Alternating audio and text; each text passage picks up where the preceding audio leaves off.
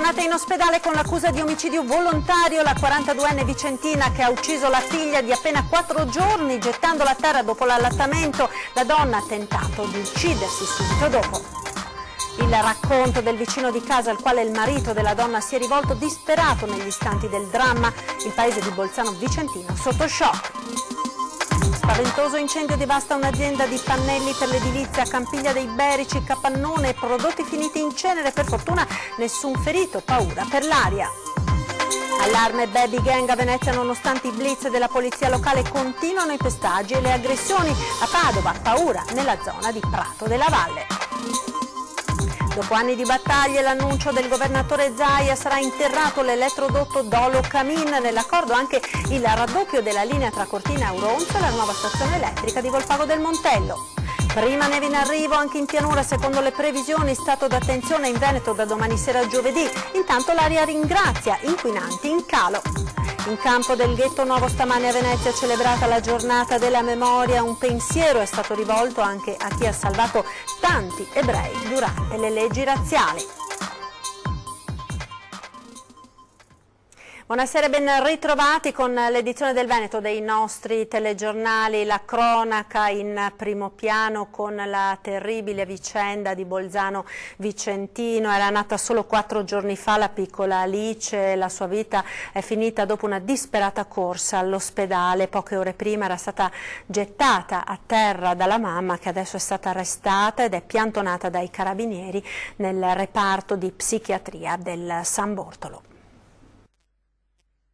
Aiutami aiutami. Grazie. Cosa devo fare? Aspetta l'ambulanza, apri il cancello, è caduta la bambina, ma più che altro la moglie si è ferita, la bambina è caduta. Una telefonata disperata in una domenica sera apparentemente come altre. All'altro capo del filo c'è un uomo di 45 anni. Il vicino non capisce fino in fondo quanto sta accadendo, ma si precipita in strada e aspetta l'ambulanza. Lui, neopapà, è nel pieno del dramma. La moglie, una tranquilla impiegata di 42 anni, ha appena buttato a terra Alice, la figlia di appena 4 giorni. La stava allattando. Solo sabato erano rientrati dall'ospedale dopo il parto. Lui era in un'altra stanza, lei e la bambina in soggiorno. Pochi istanti di buio e follia. L'uomo sente un tonfo e corre, raccoglie la bambina tra le braccia, ma non fa in tempo a capire cosa stia succedendo che, spinto dall'istinto, salva la sua compagna, che nel frattempo ha preso un coltello e si è ferita al collo. Glielo toglie di mano e lo butta via. Per lei solo un taglio superficiale. Poi chiama il 118 e lucido pensa: la nostra casa non si vede dalla strada, serve una mano. I soccorsi arrivano, ma la piccola muore poco dopo. Solo ferite superficiali per la mamma, ricoverata nel reparto di psichiatria dell'ospedale San Bortolo, piantonata dai carabinieri. Una famiglia tranquilla, felicissima per l'arrivo di Alice. Tranquillissimi, lei buona, gentile, se frequentava la chiesa. E lui anche. Sì, ripeto, un po' riservati. 4 famiglie vivono in queste villette a schiera, si conoscevano bene. I vicini mercoledì avevano ricevuto un messaggio di gioia del papà: è nata la nostra bambina, stiamo tutti bene. Pochi giorni di felicità per la famiglia. Nel cuore della notte il vicino riceve un altro messaggio, uno di quelli che mai vorresti leggere. Mi ha solo mandato un messaggio e mi ha detto che la bambina non ce l'ha fatta. È tanta la tristezza. Penso proprio di sì, perché insomma, sono 10 anni che ci conosciamo, non so più cosa dire. Ed è piantonata in ospedale questa mamma accusata di aver gettato a terra la bambina. Il sindaco: siamo vicini alla famiglia. Sentiamo. È un'atmosfera surreale quella che si respira in via Ponte Lisiera di Bolzano Vicentino. 4 villette, una vicina all'altra. Il fiocco rosa sul cancello, quello che sventola dal balcone della finestra di casa. Il paese sta vivendo un dramma, una piccola comunità dove poco dopo le 20 di domenica il tam tam di qualcosa di grave sta accadendo a Lisiera si era già scatenato, racconta il sindaco Daniele Galvan. Non conosceva questa famiglia, ma la morte della piccola Alice e il dramma della sua madre mamma e del suo papà sono una tragedia per tutti. La coppia residente dal 2009 a Bolzano Vicentino, lei viene da Vicenza e lui da San Martino di Rupari, però è una coppia che non ha mai creato nessun problema, e i vicini la descrivono come una coppia molto unita, una coppia affabile. E come sindaco contatterò il papà, porterò ovviamente purtroppo le condoglianze e la vicinanza dell'amministrazione comunale e di tutti i cittadini. La villetta è sotto sequestro, i carabinieri della compagnia di TM hanno delineato il quadro, hanno già sentito il papà e sono in attesa del via libera per poter sentire la mamma. Una tragedia familiare, una di quelle che non vorremmo mai sentire nei telegiornali. La dinamica è tristemente nota, la donna ha scarventato a terra la bambina e nonostante tutti i tentativi dei medici di rianimarla non c'è stato niente da fare. È ricoverata nel reparto di psichiatria sotto il controllo dei carabinieri che la stanno piantonando in attesa di essere dimessa ed essere trasferita verosimilmente in una struttura dove possa scontare la detenzione. Non ci sono dubbi sulla dinamica di quanto è accaduto. Al momento non ci sono ulteriori spiegazioni o moventi, il quadro è sufficientemente chiaro. Per la donna l'accusa è di omicidio volontario. Ecco, ci sarebbero anche degli ultimi dettagli, degli aggiornamenti su questa tragedia che si è verificata a Bolzano Vicentino, perché in base alla ricostruzione sembrerebbe che la bambina sia stata gettata a terra non una ma 2 volte, quindi naturalmente saranno poi le indagini a chiarire che cosa esattamente sia successo, e ovviamente riscontri importanti arriveranno anche dall'esito dell'autopsia e dalle testimonianze che verranno raccolte. Restiamo nel Vicentino con la cronaca, perché oggi c'è stato anche uno spaventoso incendio iniziato all'ora di pranzo, durato ore in un'azienda di Campiglia dei Berici, devastato il capannone e l'intero contenuto, fortunatamente nessun ferito. Vediamo. Tutto perduto sotto un enorme cono di fumo e fiamme visibile a chilometri di distanza. Il fuoco non ha risparmiato nulla dello stabilimento di circa 3.000 metri quadri della ditta Euganea Pannelli in via Pilastri 18. L'incendio è scoppiato dopo mezzogiorno, pare da un laboratorio, e nel giro di poco tempo si è mangiato tutto, strutture murarie comprese, compromesse in modo visibile e addirittura crollate in alcuni punti. Nessun ferito né intossicati dal fumo. Tecnici dell'ARPAV di Vicenza all'opera per verificare le eventuali conseguenze del grande incendio sul territorio. La ditta di Campiglia produceva pannelli multistrato di vari tipi per l'edilizia. Molti di questi sono di solito costruiti in materie plastiche che, se bruciate, emettono diossine. La colonna di fumo ha viaggiato lentamente verso sud-ovest, sospinta da un vento non forte ma costante. Nessuna dichiarazione dai titolari che hanno seguito le lunghe operazioni di spegnimento da parte dei vigili del fuoco, increduli per quanto stesse succedendo, e al telefono con i familiari. Sul posto ben 10 squadre dei pompieri provenienti da Vicenza, Rovigo, Padova e Este, che hanno impiegato vari sistemi di spegnimento delle fiamme, dalle schiume estinguenti all'acqua, ma dopo 2 ore l'incendio alla Euganea Pannelli era tutt'altro che domato. Parliamo ora di autonomia del Veneto e polemiche targate 5 Stelle. Il governatore Zaia risponde alle parole della senatrice pentastellata Paola Núñez e al ministro Riccardo Fraccaro. Sentiamo. Più ci si avvicina, più sembrano aumentare gli attacchi e la fibrillazione, tutti in casa 5 Stelle. Autonomia del Veneto, il percorso accidentato che potrebbe avere una svolta in febbraio, più realisticamente al limite ultimo del 21 marzo. In mezzo ancora tante polemiche, come quella della senatrice pentastellata Paola Núñez, che stigmatizza la lettera del governatore Luca Zaia alla gente del Sud, rispondendo con parole dure su Repubblica. Sobbalzo dalla sedia quando parla di Stato federale, scrive: l'Italia è una e lei elude i veneti imboccando un vicolo cieco. Io dico a Paola Núñez, mi spiace che ci sia questa posizione, per fortuna non è quella di Di Maio, e dico semplicemente che quando lei dice l'Italia è una e indivisibile, dico che non serviva che lo dicesse lei, basta che studiasse. Una lettera mal digerita anche dagli industriali del Sud che hanno invitato Zaia a un confronto a Napoli. Bene, volentieri la risposta del governatore, ma non come sfida, io non ho fatto progetti contro il Sud. E poi ancora l'affondo dei 5 Stelle, stavolta firmato niente meno che dal ministro dei rapporti con il Parlamento Riccardo Fraccaro, secondo il quale sicuramente la legge delega proposta da Zaia non è la strada migliore per garantire competenze e risorse. Non l'ho capita neanche io, perché quando dice la legge delega di Zaia non andava bene, noi vogliamo fare qualcosa di più serio. Intanto la legge delega era solo uno strumento giuridico, ma il contenuto della legge delega, la legge ordinaria è lo stesso, è il medesimo. Dopodiché la legge delega si è abbandonata ancora mesi fa.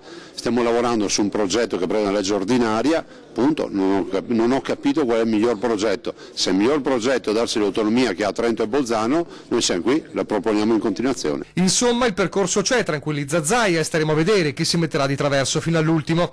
E a proposito di scadenze e di percorsi, c'è un altro traguardo caro al governatore, quel primo tratto di Pedemontana che però sembra assurdamente bloccato dall'odissea tecnologico-burocratica dei software. Ma qui, dopo le arrabbiature delle scorse settimane, rispunta improvvisamente un sorriso sibillino. Li apriremo. Anche qui, come ho fatto per Terna, ci saranno delle grandi novità a breve.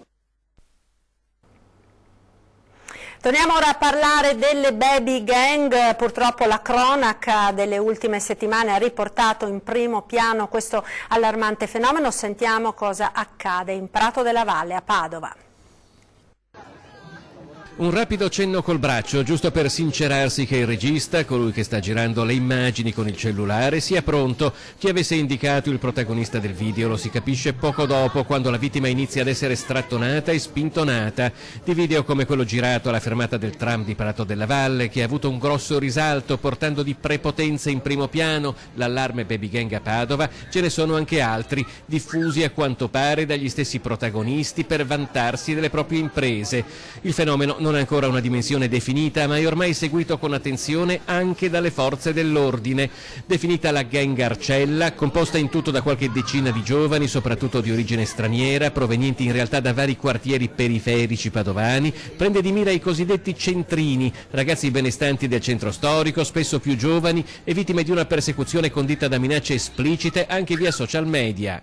Quello delle baby gang è un fenomeno complesso che, al di là delle eventuali sanzioni legali, appare anche sociale e culturale e che chiama in causa nuclei familiari e istituzioni scolastiche. Spesso è difficile coinvolgere le famiglie perché a loro volta mancano di quei valori o di disponibilità proprio ad occuparsene, e spesso sono ragazzi che al posto di arrivare immediatamente a un servizio di cura arrivano alla giustizia o alle forze dell'ordine. Si tratta di un fenomeno passeggero o in alcuni casi questa aggressività rimane sempre? No, normalmente non è un fenomeno passeggero, se non su piccoli episodi che riguardano ragazzi normalmente più giovani, quindi nella preadolescenza. Nell'adolescenza tende un po' a cristallizzare il comportamento e ad essere protratto. E da Padova a Venezia, dove nonostante gli interventi della polizia locale, la baby gang che imperversa in centro storico continua a far paura. Sentiamo. L'incubo baby gang in centro storico sembrava finito con il blitz di sabato mattina nelle scuole veneziane, che aveva portato a rintracciare i protagonisti delle 4 violente aggressioni delle scorse settimane, tutti ragazzi tra i 15 e i 16 anni inchiodati dalle immagini delle telecamere. Invece sabato sera un nuovo episodio ha visto vittime un gruppo di 18enni nella zona di San Basilio, tempestati selvaggiamente di calci e pugni senza apparente ragione da una decina di ragazzi giovanissimi.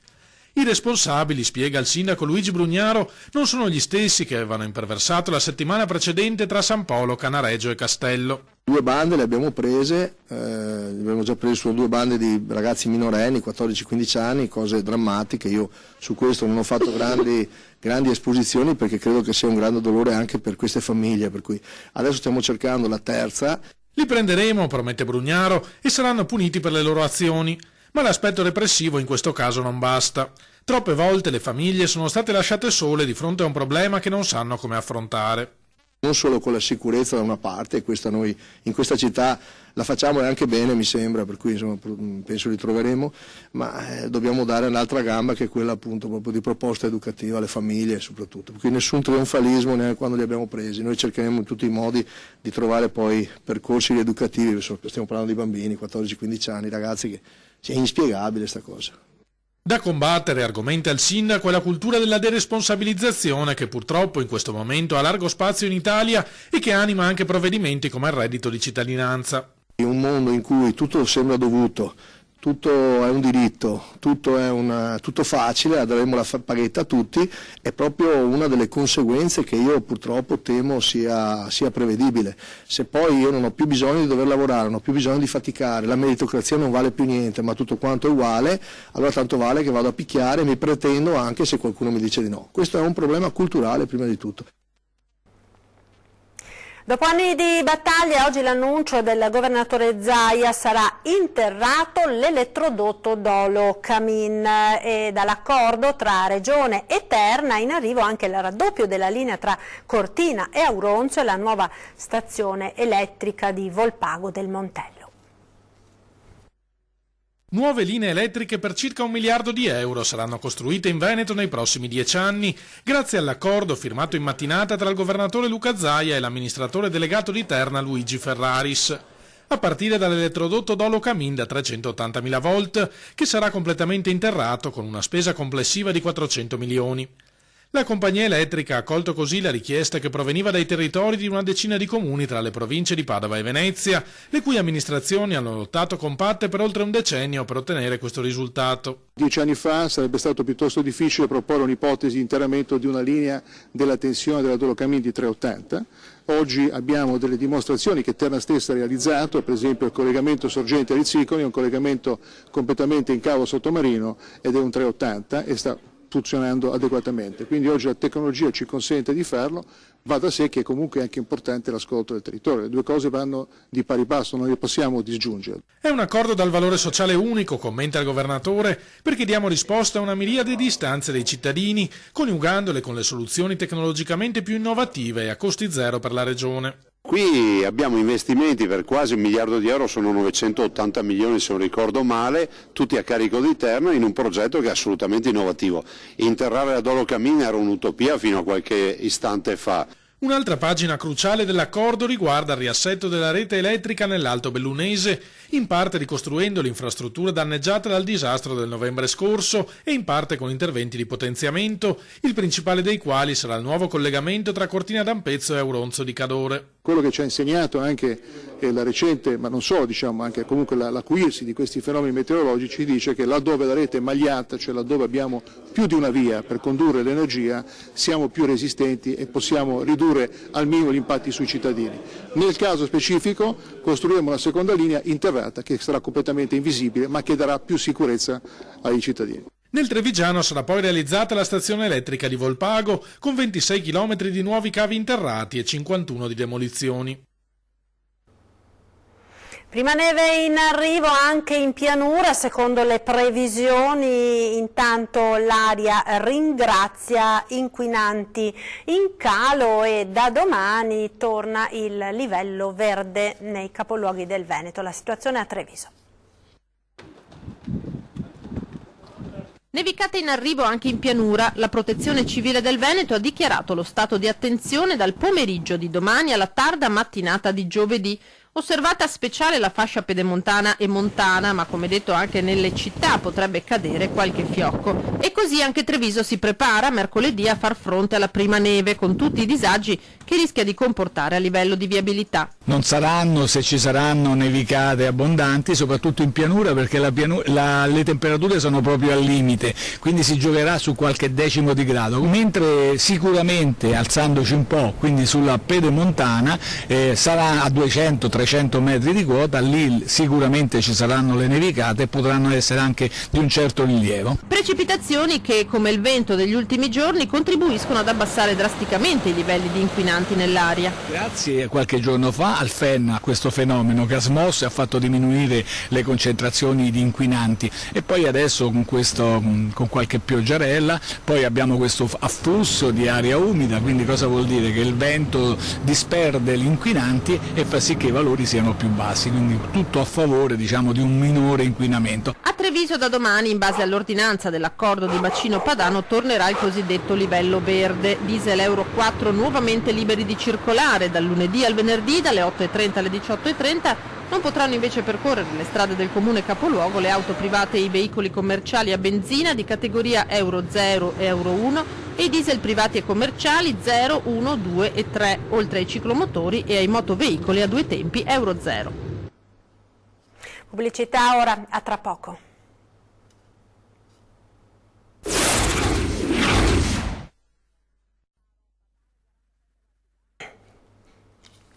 Eccoci di nuovo in diretta con l'edizione del Veneto dei TG di Antenna 3. Torniamo a parlare di Panevin, più volte ne abbiamo parlato alla Befana. I Panevin hanno riacceso il dibattito sull'inquinamento, quindi dibattito tra chi li vorrebbe cancellati e chi invece li difende. Intanto l'Unione regionale delle Pro Loco sta pensando ad una soluzione per migliorare la situazione il prossimo anno. Sentiamo.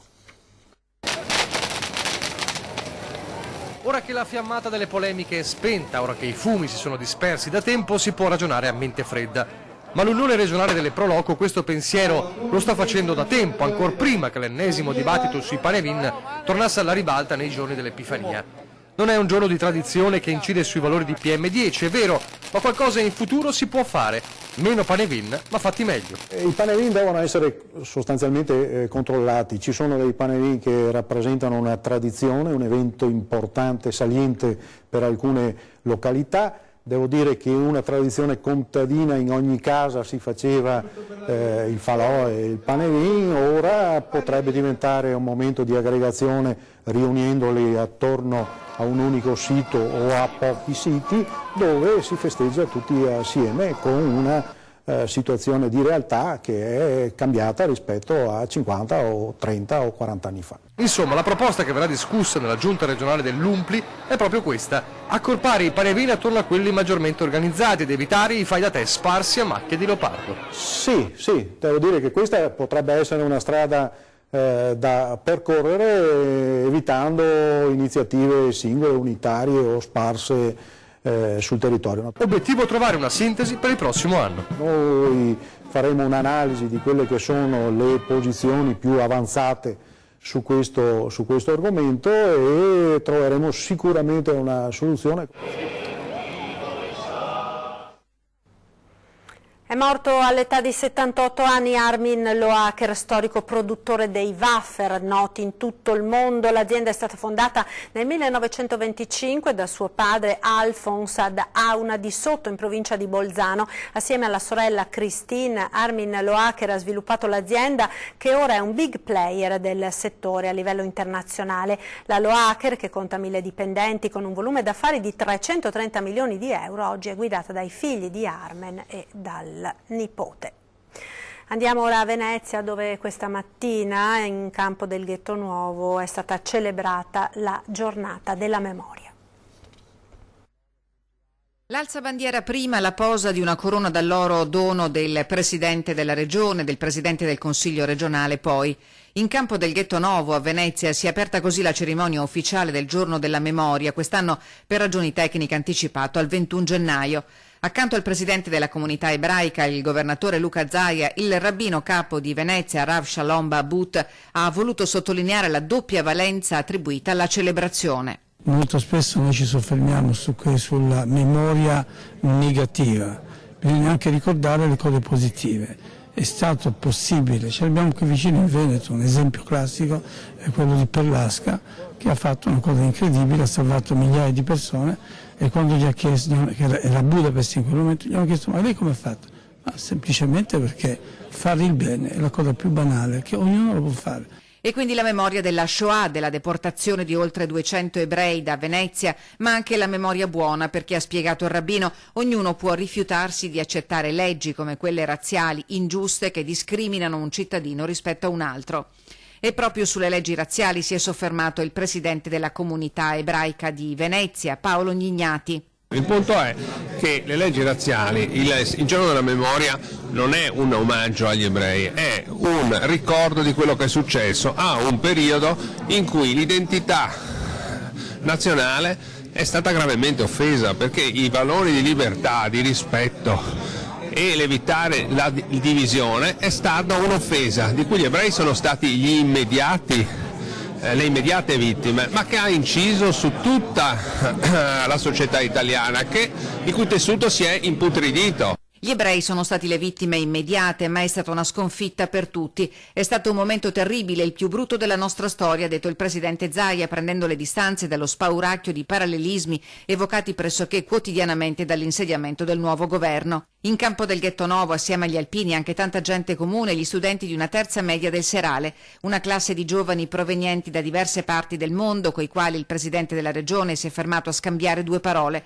Sono ragazzi, ha detto Zaia, che rappresentano un'immigrazione buona, che hanno un progetto di vita, che sono qui per capire. Una risposta sana alle notizie negazioniste che rimbalzano sui social e a chi inneggia la Shoah. Uno sguardo alla nostra programmazione subito dopo i TG 20:10. Si parlerà questa sera di reddito di cittadinanza e quota 100 con Rudy Roffare e Stefano Boscarin della CISL. Poi, come ogni lunedì, torna in prima serata alle 21:15 Ring. Questa sera si tornerà a parlare di quota 100 e reddito di cittadinanza, ma anche della battaglia per l'autonomia, autonomia sotto attacco. In studio Paolino Barbiero, segretario dello SPI-CGIL di Treviso, Stefano Pelloni del Partito Democratico, Simone Scarabella del Movimento 5 Stelle e Alessandro Manera della Lega.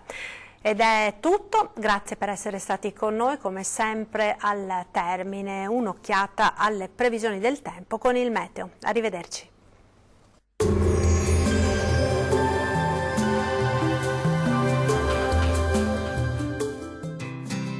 L'Unic Star, le uniche pagliette antibatteriche in commercio, prodotte anche per i marchi più importanti, sia nazionali che internazionali.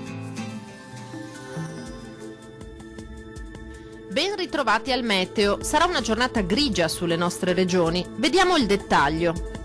In Veneto prevale un tempo asciutto e stabile, non sono infatti attese precipitazioni particolarmente degne di nota. Il cielo sarà irregolarmente nuvoloso e spesso anche coperto, con locali nevicate a quote collinari entro la nottata. Temperature minime comprese tra -2 e 1 grado, massime tra 4 e 6 gradi. Vediamo ora che tempo farà sul Friuli Venezia Giulia. Poche novità, il cielo risulterà spesso coperto anche sulla nostra regione. Dal pomeriggio non si esclude qualche piovasco sulle aree costiere e dentro la nottata la neve potrà cadere localmente anche fino al piano. Temperature minime comprese tra -1 e 0 gradi, massime oscillanti tra 4 e 5 gradi. Vediamo infine la situazione meteorologica del Trentino Alto Adige. La situazione sarà molto diversa, infatti avremo condizioni di bel tempo stabile e anche soleggiato.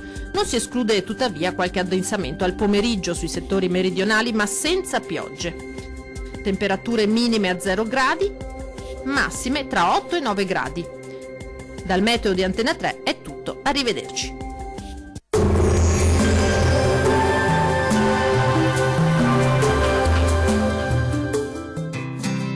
L'Unic Star, le uniche pagliette antibatteriche in commercio, prodotte anche per i marchi più importanti, sia nazionali che internazionali.